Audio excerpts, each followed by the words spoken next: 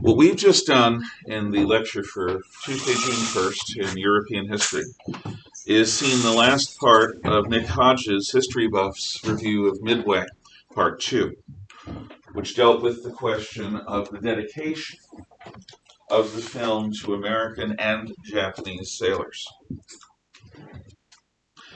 And since I'm putting that on the list of things to see, you at home should also have seen them, starting at timestamp 1741.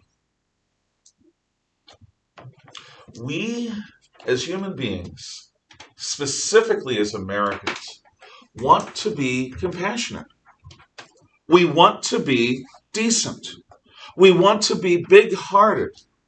And in our society, God forbid you show any sign of race prejudice or cultural prejudice.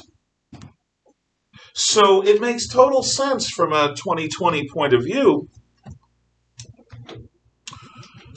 to dedicate a movie about a battle to both sides who fought it. But Hodges rightly points out that the reality is that they're not the same. We Americans love to see the world as being filled with people just like us. Nice people, decent people, people who want to be left alone to do their thing. The only differences being quaint language and clothing differences. This is not true. Culture matters. Culture matters. Culture is, you can do that more quietly, culture is the artificial world that we have built. A world of values, of right and wrong, of good and evil, of meaning. And those cultural values that all cultures possess are basic, visceral, not things that people can easily agree to disagree about. What holds them together are core beliefs, beliefs so fundamental they seem self-evident and objectively true. Abby? So, we look at a movie and we see heroic men dying on both sides. And these heroic men are worthy of remembering as men who are heroic because they're dying on both sides, because they're being heroic. See, I've repeated it a bunch of times, or a single time, because it's so important. But what they're fighting for and how they're fighting is shaped by culture. Mr. Hodges was not exaggerating the Japanese record. He was summarizing it. The Japanese military in World War II in Asia did everything that Hitler in Germany did, except systematically try to wipe out the Jews. However, their policies were genocidal as regards the Chinese and the Koreans and others who the Japanese wished to rule and even dispossess. The point was to gain control by terror and murder, rape,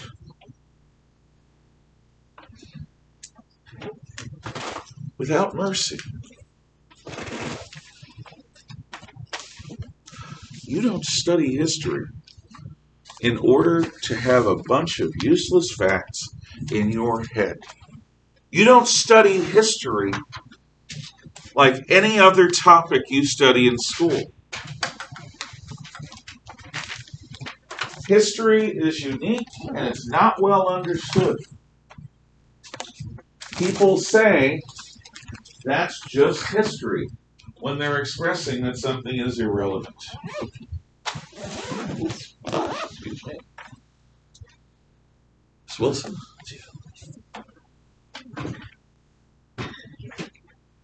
History is something that you experience not only intellectually, if you're doing it right, will experience it emotionally.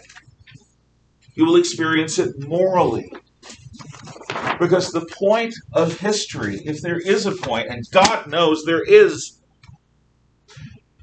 it is the record of what people have done so that you understand what the people around you are capable of. You don't live in a world filled with Americans who have different languages, but basically are American under the skin. Culture matters. Culture matters. And some cultures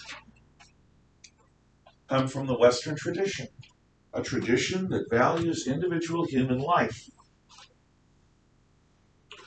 The Greeks value individual creativity. The Romans value individual loyalty and duty. Christians value the individual soul. So do Jews. Germans value the freedom that an individual should have in their life to make the important decisions. Had you taken my ancient history class, this would have been a major theme. The West values life, the life of each of us. Does it always live up to that? Hell no. But it has that as a value. Other civilizations do not necessarily share this. And certainly the civilization of Imperial Japan did not. Human life was to be spent for the emperor. That was its purpose. It wasn't an end, it was a means.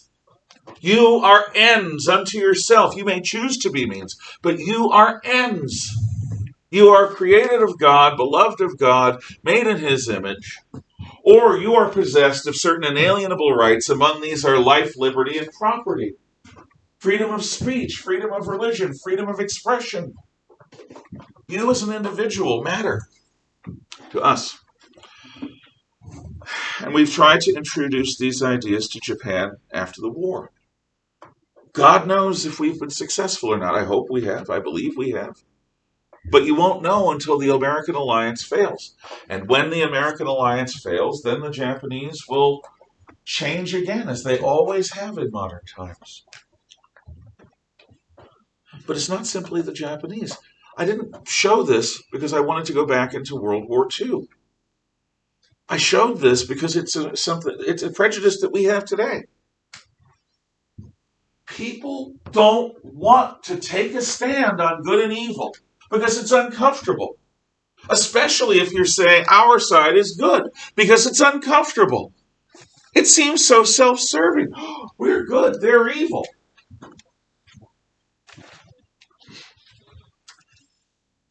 In the war on terror, Americans have taken risks to avoid killing civilians. Our forces do not flatten cities before we go into them with artillery like we did in 1945, because civilians live there.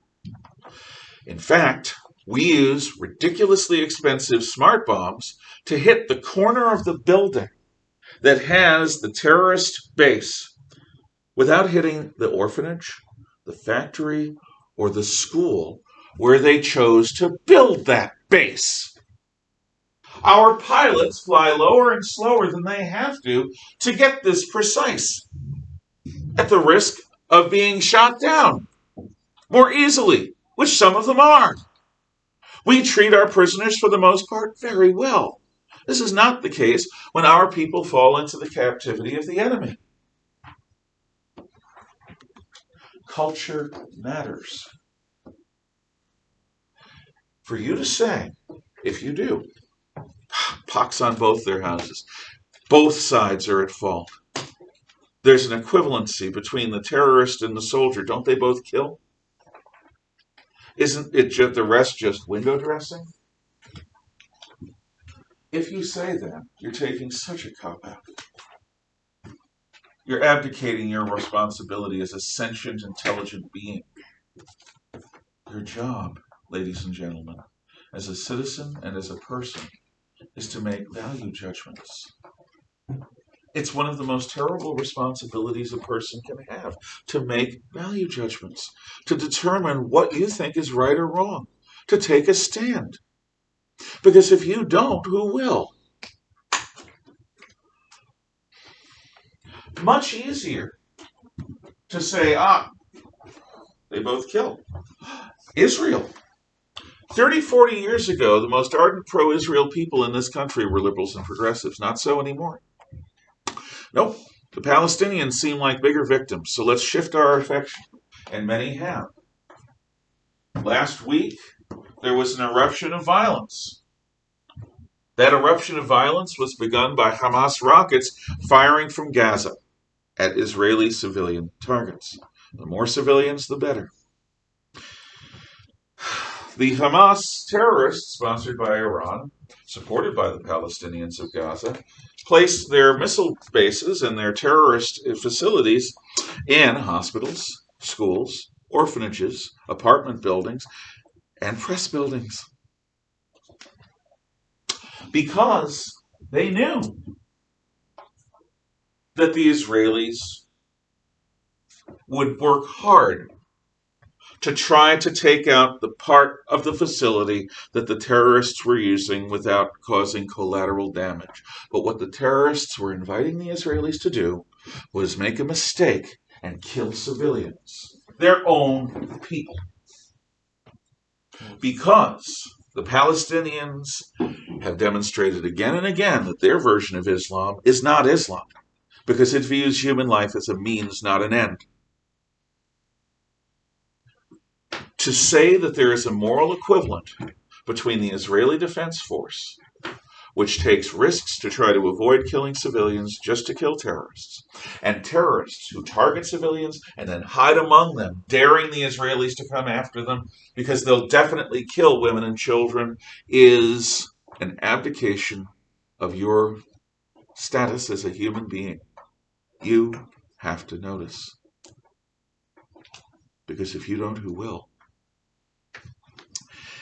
The study of history is not intellectual. Many of my colleagues don't do it this way, but I do. And I contend I'm right.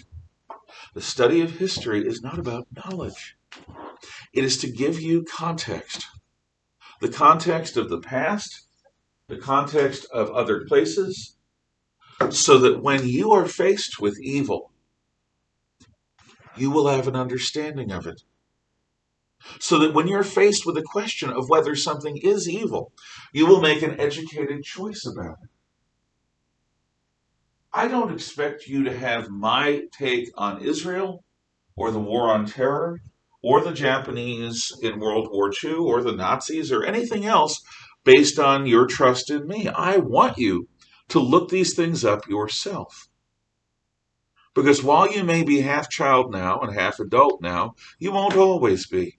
And there are too many bloody people my age who don't take their responsibility to be an informed citizen seriously. They are lazy. And in their laziness, they risk their freedom. And mine too. And yours.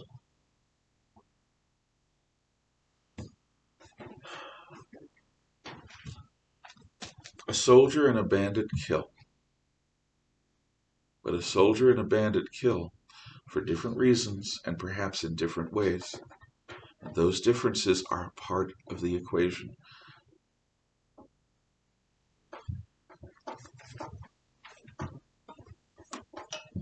So I've said a bunch of things. I've talked about World War II. I've talked about the war on terror. I've talked about the Arab-Israeli conflict. I've talked about the moral role of history. And I have asserted that you have a responsibility to discern the truth.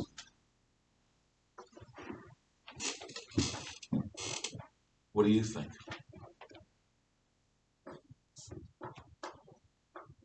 I would like to throw into that last little bit, the soldier and the bandit. I've heard it said before, soldiers fight not because they hate the enemy in front of them, but because they love what's behind them, and they love what's inside of them, being their brothers in arms. The bandit simply kills for his own kicks. There's a huge difference, and people who don't understand that go against, well, yesterday, the entire point of Memorial Day, remembering the people who fought to protect us. Thank you. Other thoughts? Agree, disagree? I just like don't know. I feel like from certain perspectives, things can be evil, but like from a Japanese perspective, what they were doing, like obviously like the rape and stuff was evil, but like their thought process on protecting the empire wasn't necessarily evil. It's just their culture. Well, I don't disagree with you. I think that a Japanese self-sacrifice is as honorable as anyone who's willing to give up themselves for the sake of something they believe in. However, the culture was more than that. The culture involved a willing cruelty, an intentional cruelty, a cruelty built into the military. That cruelty was very much evident. They built their army to do that stuff. The fact that they built their army to do that stuff intentionally on purpose, that they glorified it, that they didn't punish it, I think that it's fair to call that evil. And go on if you're. Well, I actually agree with that. Now that I'm thinking about it, but like when he honored the Japanese sailors, I don't necessarily disagree with that because I think that the Japanese soldiers, it's not really their fault if they were brainwashed into that. Like I feel like we tend to blame people for the product rather than the people behind the product. Okay. I am tempted to give a bit of information. I will wait because I have a couple of people who have their hands up. We'll start with Violet and then we'll go to Ms. Hall. The overall intention of protecting their country is not evil, but the way that they went about it was. When he was talking about how they would just smash children's heads into walls, there are so many more civil ways to kill them. Like, as a child, you could have just shot him and he would be dead the same. Like, there are so many ways. That is evil. Not to mention that maybe you don't have to kill the children. Oh yeah, you don't have to kill the children in the first place. But if you're I had to say that. I'm sorry, I did. No, you don't have to kill the children in the first place. But the way that they went about it was evil. There was evil there, and even if the soldiers were brainwashed, it's still evil. Like, doesn't mean that it wasn't exactly their fault that they were evil, but it is still evil. Ms. Hall. Also, if I'm remembering correctly, it was the soldiers that actually, like, started everything. So they weren't the ones that were brainwashed. They forced their generals into, Wow. like, entering the war, right? I say wow because you actually raised a wrinkle I had not considered before. Thank you. It was the officers that started the war. And it was the officers that practiced the cruelty that turned the soldiers the way they were. That is a double responsibility that the junior officers of the Japanese Army and Navy bear. I had not made that connection before, but you're absolutely right. They started the war in Manchuria. They started wow. Thank you. And it was, it was a purposeful, intentional choice. Part of it was this. A Japanese soldier is expected to die right now if told to die. How do you get human beings to do that? Well, the entire Japanese culture is oriented towards honor or death, much more so then than even it is now. And look at it now. You have people killing themselves because they don't get into Tokyo University, because somehow they think they've shamed their families by not getting into the Japanese version of Yale. Even today, ritual suicide or unritual suicide is practiced in Japan when faced with a moment of dishonor in a way that is unparalleled anywhere else in any other culture on earth. So even with that, the cruelty was to get the soldiers to follow the orders. And it wasn't just the soldiers. Anyway, yeah. Don't you think that in the eyes of like the like Iran and the Japanese that we are technically evil with Yes. everything that we do? Well, yes. The question is, who is right? A moral relativist would say that both sides think they're right and both sides are deluding themselves because there is no right and wrong. I am not a moral relativist. Most cultures are not either. The Iranians think we're evil because their government is a theocracy that damns us as Satan's pawns. Our very freedoms are considered to be satanic because they encourage people to be and do horrible things, like women driving and holding jobs and not choosing, not accepting their father's choice as to who they'll marry. That's evil from their point of view. It was evil from Hitler's point of view and the Nazis to allow Jews to live because Jews are human cancer. Most people will accept that there are points of view about things, and cultures have points of view. I agree. The question is, are you as an individual? And I'm not trying to make you feel bad, Mike. I appreciate you bringing up this point of view. I do, because if you didn't, I'd have to. But you're doing a good job. But are each of you as individuals there? I'm not making it personal. Okay, you see that? Are each of you satisfied to live in a world where it's moral relativism, where there is no right and wrong or good and evil except thinking it so? That's quoting Shakespeare. There is no right or wrong except for thinking it so. If you live in a world like that, it's fairly easy in the sense that you don't have to take a stand. But when you're faced with things that most of us who believe in an objective sense of right and wrong would say is evil, like smashing kids against cement walls, what do you do? Are you satisfied to say, well, they think it's right, so we'll let it happen, or do you object? And when you object, what are you willing to do about it? This morning, I had a crazy person comment on my video when I talked about the siege of Leningrad. And I don't call him a crazy person easily. He started out by saying there's no historical proof that there was mass cannibalism in Leningrad siege during World War II. And I said, well, with respect, the basic historical record is replete with evidence that it happened. But I'm not blaming the people of St. Petersburg. They were starving people will do what starving people will do. It was Mr. Hitler and Mr. Stalin's fault that they were there to starve to death and do that.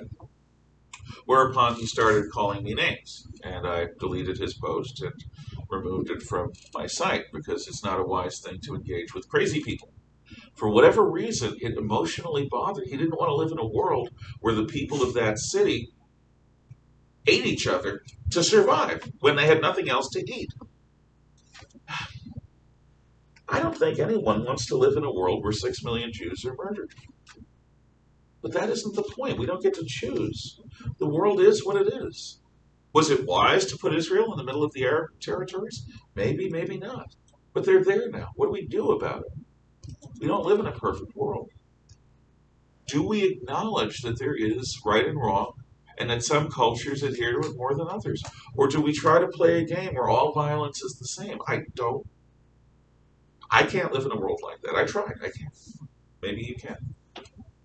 Well, on most things except for violence, freedom comes from the idea that other people have different ideas of what is acceptable and unacceptable. You know, like relations before marriage, or still other cultural values. Freedom is accepting that other people will have different ideas and they have the right to adhere or not to adhere to certain things. Mm-hmm. But violence. That's why the non-aggression principle is what it's called, I guess, is like the basis of libertarianism. But it's not just the non-aggression principle. You're right, but there are limits to American freedom. We are not going to allow people to come from a country where fathers arrange their daughters' marriages and allow them to do that. We're not going to allow people who come from countries where if somebody leaves your family religion, you get to kill them. We're not going to allow that. We're not going to allow Roman-style paterfamilias. We're not going to allow a bunch of things. We're not going to allow human sacrifice in the name of religion. We're not going to allow massive animal sacrifice in the name of religion. We have a set of limits on freedom that allow America to work, that are rooted in the Judeo-Christian Western tradition. And we're not going to give those up in order to allow total freedom. That's where I think libertarianism goes astray. It assumes that you can have a free society that doesn't have the cultural valuing of the individual that the West has. I don't know if you can. If people genuinely don't believe that people are made in God's image and deserve the freedom to speak and act and worship as they do, how can you have a free society? If other people are simply ends or means to your end, how can you have a free society? So I think we need more than the non-aggression principle. I think that we need something to stand for. And what that flag is supposed to stand for is that we believe that to the greatest extent possible, human beings should be free to choose. And it's that very freedom of choice that makes people around the world, some people anyway, hate us. Because they think that that's a freedom to be evil. And they don't think society should allow people to be evil. Um, I do have one final bit, but I'll take it. so, like, Ireland was committing acts of terrorism, like, all the way up until the 1980s. How would you think of that? I think that the Irish Republican Army are a group of terrorists that should be hunted down. At the same time, that's not Ireland. That's the Irish Republican Army. The Irish people did not vote for an Irish Republican Army form of government. The Palestinian people voted again and again for a Palestinian Liberation Organization form of government. And their choice to elect terrorists to be their leaders has been telling. So I think there's a difference. In any case, these words, never again, which I've been obscuring with my rotund form, never again is what the response of the world was supposed to be for World War II, for the Holocaust, the final solution.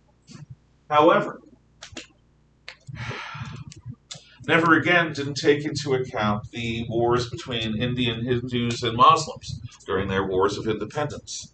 Never again did not take into account the Arab-Israeli wars, where Arabs wanted to either drive the Jews into the sea or exterminate them the way Hitler started. Never again did it take into account what happened in Cambodia. From 1975 to 1979, the communist government of Cambodia took over the country, a country of just over 3 million people. And by 1979, 4 years later, over 1 million had been murdered. That's over 1/3 of the population killed for wearing eyeglasses, having fillings in your teeth, speaking a foreign language, being a teacher, living in a city. Anything could get you killed because they wanted to return society to a peasant society 1,000 years ago. They were willing to, and they were still doing it. The Chinese communists, when they take over that 5,000-year-old culture they keep talking about, they murder millions and millions and millions of people. And they do everything they can to destroy that culture. They change the written language to simplify it. They rename everyone in the society to simplify things. In other words, they destroy the very language of the culture they claim to represent. They destroy everyone's names. Anyone who doesn't go along with this renaming, anyone who doesn't go along with the destruction of the four olds, old family, old ways of thinking, Confucius, all of that is killed. 100+ million people murdered. Never again didn't apply to them. Never again didn't apply in Yugoslavia, a country stitched together at the Treaty of Versailles after World War I. Greek Orthodox Serbians, Roman Catholic Croats and Slovenes, Muslim Bosnians. From 1993 until 1999, ethnic cleansing is practiced there. They invent a term, a new euphemism for genocide, where every side, particularly the Serbs, try to wipe out everyone else who isn't them. In societies where no majority exists in a city, you got 40% Serb, 40% Croat, and 20% mixed rest. One side or both sides tries to wipe out all the civilian population that isn't them, so that they can claim this city, this valley, this farmland is ours. It doesn't apply to Rwanda. For hundreds of years, the Hutu and Tutsi lived in symbiosis. The British recognized this, but try to give the Hutu, the lower class, a bit more rights. When the Hutu and Tutsi become independent in Rwanda in the 1960s, they try to have a biracial, bicultural society. But in the late 1990s, a Hutu power party rules, wins an election, and within a few weeks wipes out most of the Tutsi. mass genocide. Then the Tutsis come back and try to do the same thing to the Hutu. What stops or doesn't stop genocide is a willingness to use troops. The genocides in Germany and Cambodia and Yugoslavia were stopped by troops. The genocides in Rwanda and in Darfur that have gone on for 30 years, they're not stopped because we haven't sent troops in. And that itself is a pretty big thing. Thank you for your thoughtfulness involved in the conversation. We do the Cold War tomorrow. Thank you again. Have a good day.